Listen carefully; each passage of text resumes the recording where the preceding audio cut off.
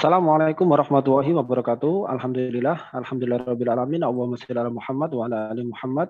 Pemirsa Khilafah News dimanapun Anda berada, salam jumpa kembali bersama dengan saya Aziz Rahman di program Kabar Petang edisi Sabtu 16 Juli 2022.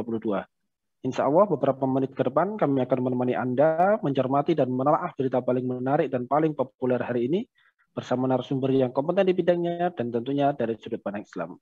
Baiklah pemirsa, inilah Kabar Petang selengkapnya.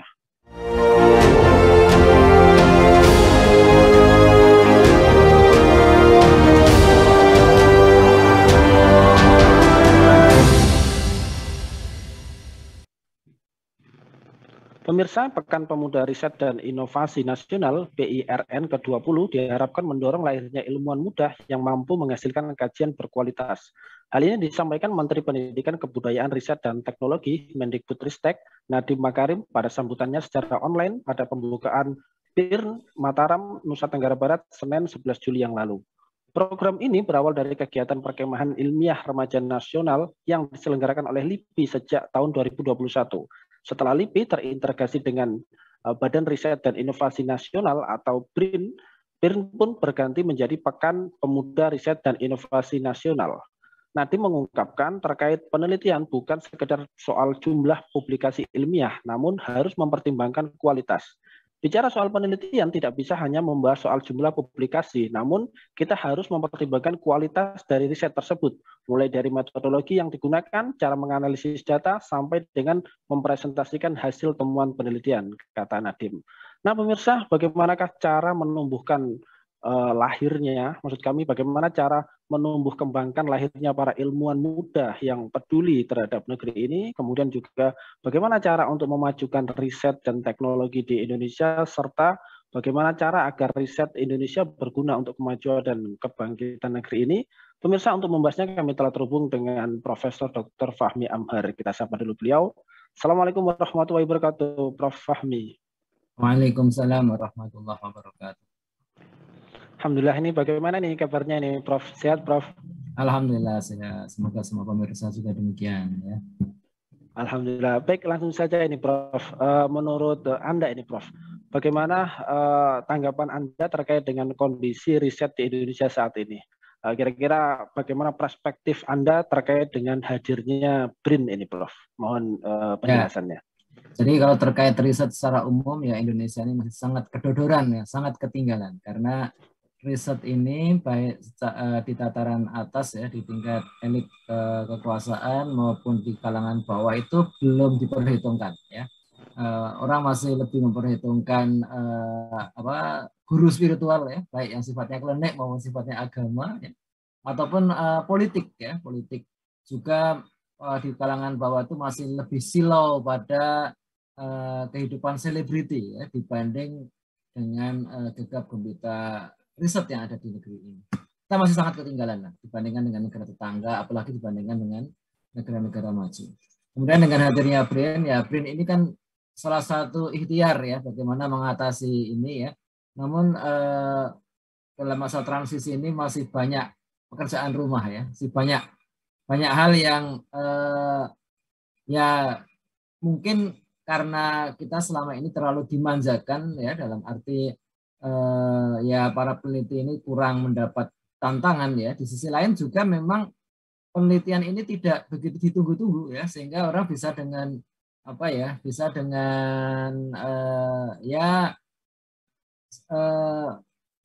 yang ada ini merasa sudah puas begitu. Sehingga BRIN ketika membuat sasaran-sasaran yang cukup menantang ya, membuat pada saat yang sama juga mencoba mengoptimalkan sumber daya riset yang ada, itu tentu saja menghadapi banyak persoalan. Seperti ini. Ya, baik Prof. Sebagaimana di pemberitaan yang beredar juga baru-baru ini ya, Kepala Badan Riset dan Inovasi Nasional BRIN Laksana Trihandoko ini sempat menyebut sebagian riset itu tidak banyak menelan biaya sembari bergurau. Laksana juga mengatakan untuk pembuatan tank saja hanya tinggal membeli besinya. Nah, masalahnya apakah riset untuk industri militer ini berbiaya murah begitu? Kemudian juga apakah riset Indonesia saat ini mendapat dukungan penuh dari negara? Serta bisa juga ini mohon penjelasannya ini, Prof. tanggapan Anda melihat perkembangan riset di Indonesia? Ya, sebenarnya juga tidak mudah juga ya mengatakan apa benar yang disampaikan Pak Kepala BRIN ini ya, karena BRIN ini sendiri sebenarnya tidak berpretensi untuk banyak melakukan riset di bidang militer ya. Militer ini spesial case ya. Di dunia ini riset militer itu sering dicurigai ya sebagai cara untuk membangkitkan kedaulatan sebuah negara ya. Tapi pada saat yang sama juga dicurigai oleh negara-negara asing ya. Ini akan adalah satu cara untuk merubah konstelasi atau hegemoni di suatu area kalau kita seperti area Asia Tenggara gitu.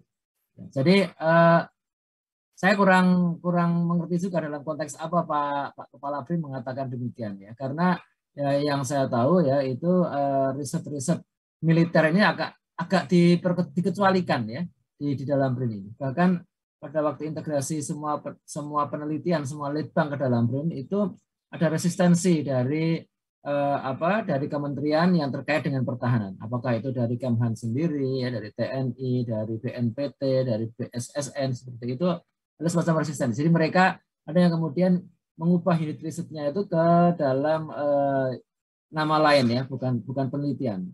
Apalagi ditambah ya bahwa sasaran utama di dalam BRIN itu kan lebih kepada paten dan publikasi ya, hak cipta paten ya atau kekayaan intelektual dan publikasi ilmiah. Sementara kalau riset di dalam dunia pertahanan itu justru kita sering merahasiakan ya, tidak mempublikasikan secara umum seperti halnya riset yang lain ya. Juga sering ya apa yang akan dibuat itu tidak mungkin dipatenkan karena sudah dibuat oleh negara lain ya. Hanya kita ini mau beli juga kadang nggak boleh. Ya.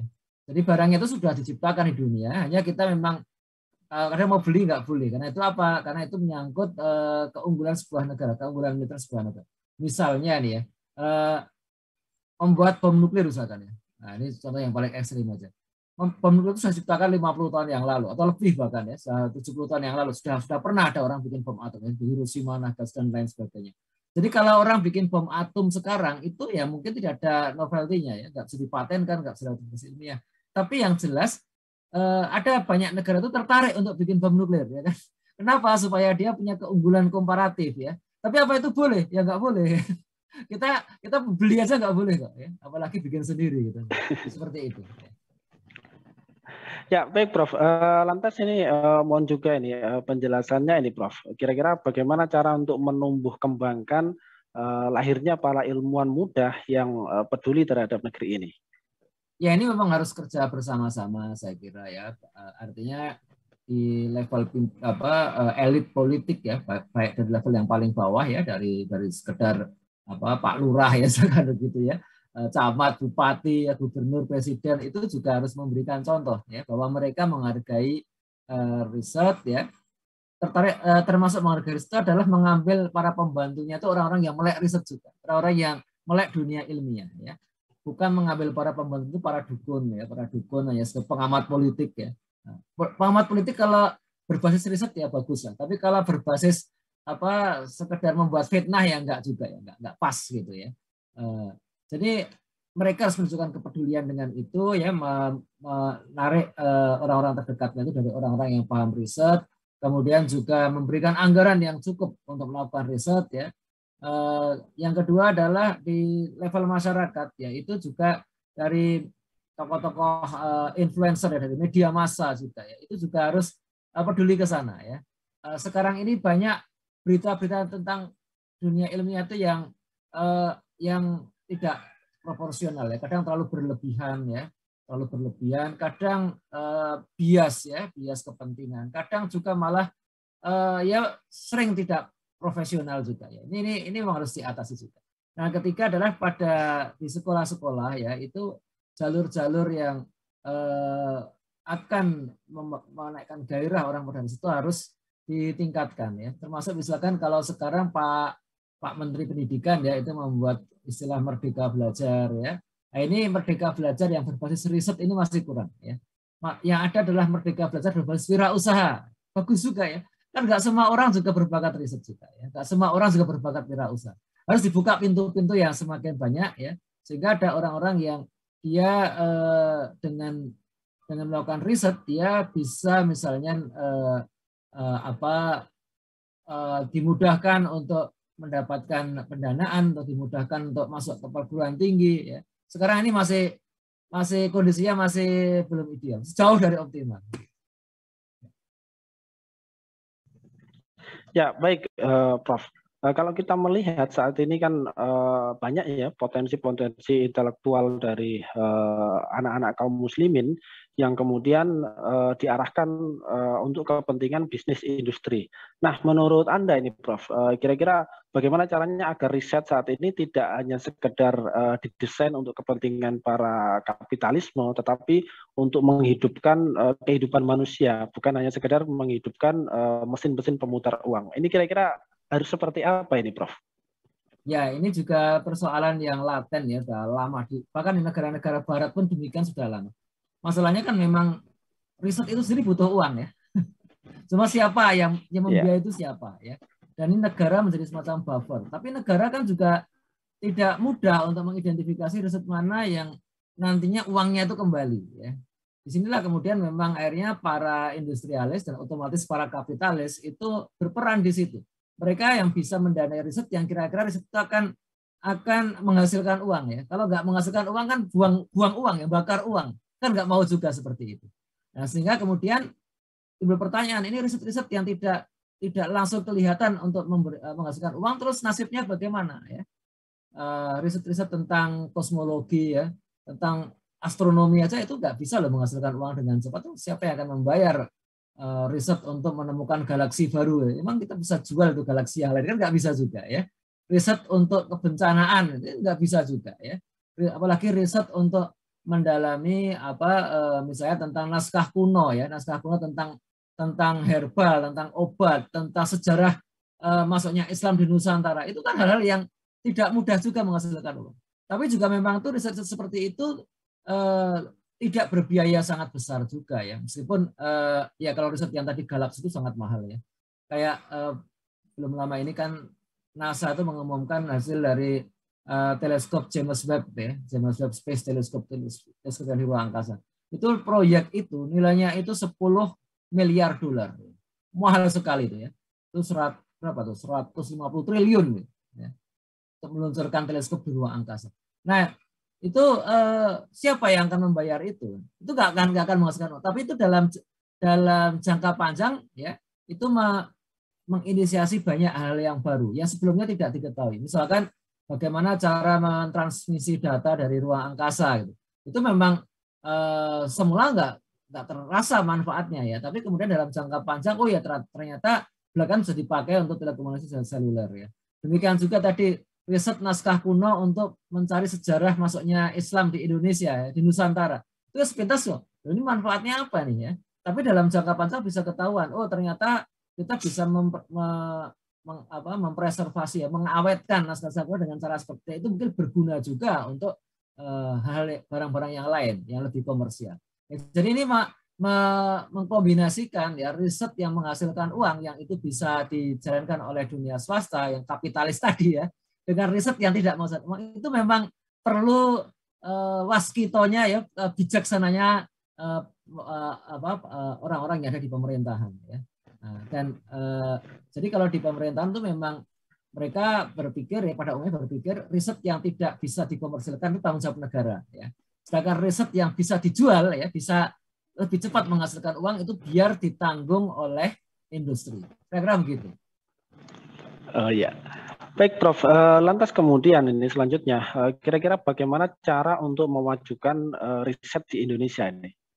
Ya, ini sedang dilakukan ya dengan ya salah satunya dengan mengintegrasikan Smart dalam BRIN tadi ya. Tetapi saya melihat memang persoalannya itu panjang ya, banyak sekali ya. Jadi persoalan riset itu macam-macam. Ada yang di tataran penelitinya ya, itu memang harus membangkitkan motivasi mereka ya, membangkitkan etos kerja mereka, profesionalisme mereka. Ada juga yang di tataran lingkungan tadi ya. Bagaimana peneliti itu akan termotivasi kalau dia melihat orang bisa dengan mudah dapat banyak uang dengan jadi influencer ya, jadi TikToker ya sekarang ya, jadi YouTuber kan. Ngapain susah-susah jadi profesor, doktor ya, sedangkan mereka ya jadi YouTuber itu lebih cepat kaya ya. Ini juga satu hal yang perlu dikondisikan ya. Siapa yang harus mengkondisikannya? Masyarakat juga. Jadi nggak bisa disalahkan pemerintahnya atau disalahkan juga penelitinya. Ini semua kita bertanggung jawab ya. Termasuk juga para ustadz ya, para pengemban dakwah ya, para ulama ya. Nah ini kalau ulamanya itu anti sains ya repot juga ya. Orang para saintis dimusuhin terus, dianggap anti syariah lah, dianggap penistakan agama. Banyak kan, hanya gara-gara mereka nggak paham yang diomongin itu apa ya. Seorang fisikawan dia menjelaskan tentang hukum kekekalan massa dan energi ya, bisa saja dituduh menistakan agama nih, karena yang kekal hanya Allah. Repot itu seperti itu kan ya. Jadi ini hal-hal yang memang harus kita perluas ini kan ya. Saya kira dulu di masa peradaban Islam itu juga ada masa-masa di mana sains atau pada masa itu disebut dalam term filsafat ya, itu terlalu didewakan. Itu nggak bagus juga. Tapi juga pernah kemudian seorang Imam Ghazali menulis sebuah kitab judulnya Tahafut Falasifah ya, kekacauan dunia filsafat, yang itu ditujukan untuk orang-orang yang terlalu mendewakan filsafat, tetapi kemudian disalahpahami oleh masyarakat pembacanya dengan kemudian mempersetankan filsafat. Jadi ini memang meletakkan secara tepat, secara proporsional itu kadang-kadang tidak mudah. Jadi di Indonesia saya kira kita dalam posisi seperti tadi ya. Kita ada giroh yang besar pada Islam, tetapi giroh ini belum terimbangi untuk bagaimana Islam juga produktif ya, umat Islam juga produktif untuk mengembangkan riset di bidang sains dan teknologi. Ini harus tugas kita bersama. Sementara tugasnya pemerintah adalah memberikan hal yang kondusif. Di mana nih? Ya, ekosistem yang kondusif, baik dari segi aturan main, dari segi orang-orangnya, dari segi dananya itu harus pas. Ya. Jangan sampai peneliti-peneliti yang jenius, yang produktif malah dimusuhi dengan alasan radikalisme. Ya. Jangan sampai seperti itu ya. Di sisi lain juga jangan sampai karena ingin mengintegrasikan riset kemudian jadi para peneliti malah tidak produktif. Ya, seperti di BRIN ini sekarang ini tahun ini itu banyak yang tidak produktif. Kenapa? Karena aturan mainnya berubah semua ya. Disatukan alat-alat lab itu disentralisasi ya. Dipusatkan ya. Kita mau riset sebelumnya itu memakai alat lab itu begitu mudah, sekarang harus perizinannya agak sedikit rumit ya. Ya memang kalau bagi orang yang semula menguasai lab itu jadi rumit.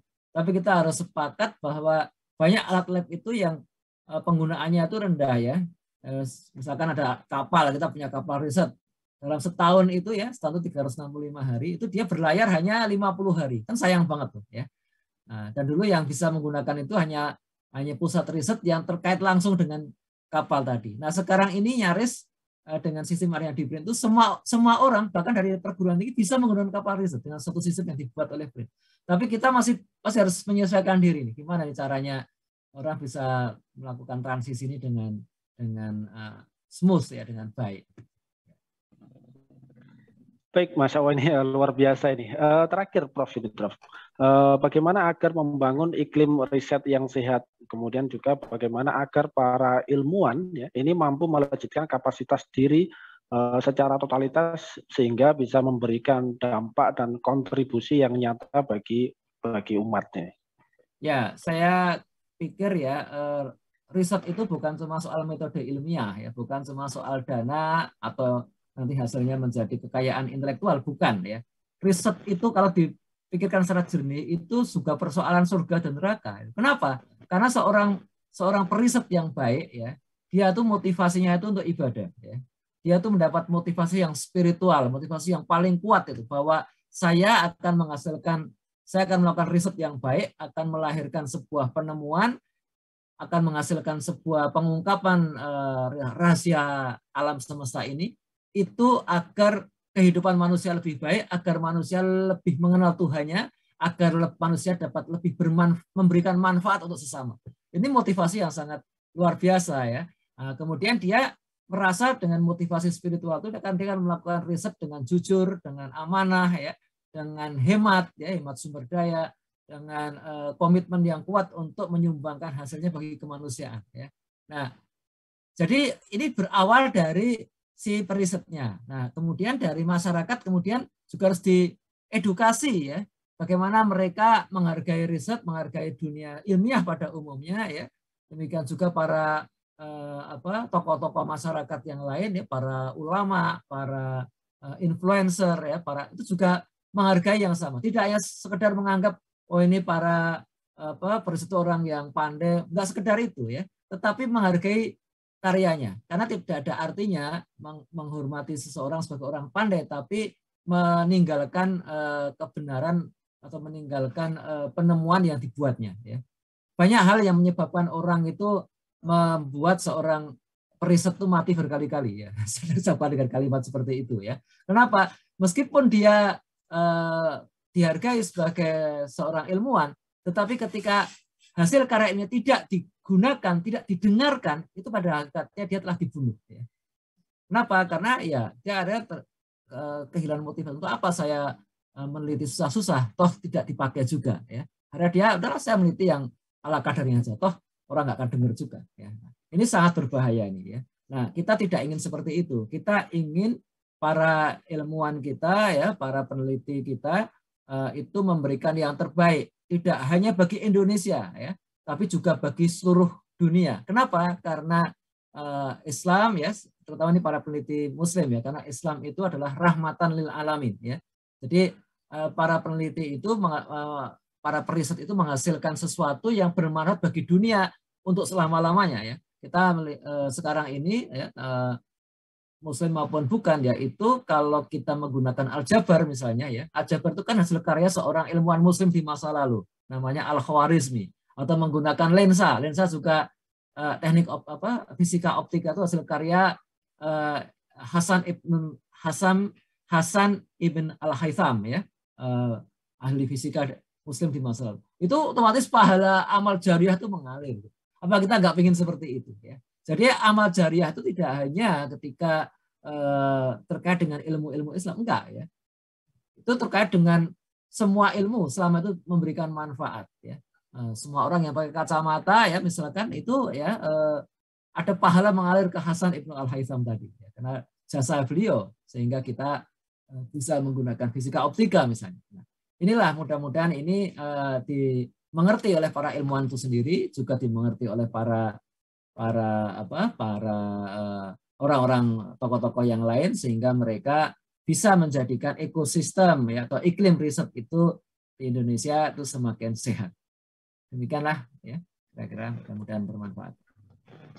Ya, baik, Masya Allah, ini penjelasan dan pencerahan yang luar biasa ini. Syukran wa jazakumullahu khairan katsiran. Terima kasih Profesor Fahmi Ambar ini atas penjelasannya, dan juga terima kasih telah hadir di Kabar Petang pada edisi kali ini.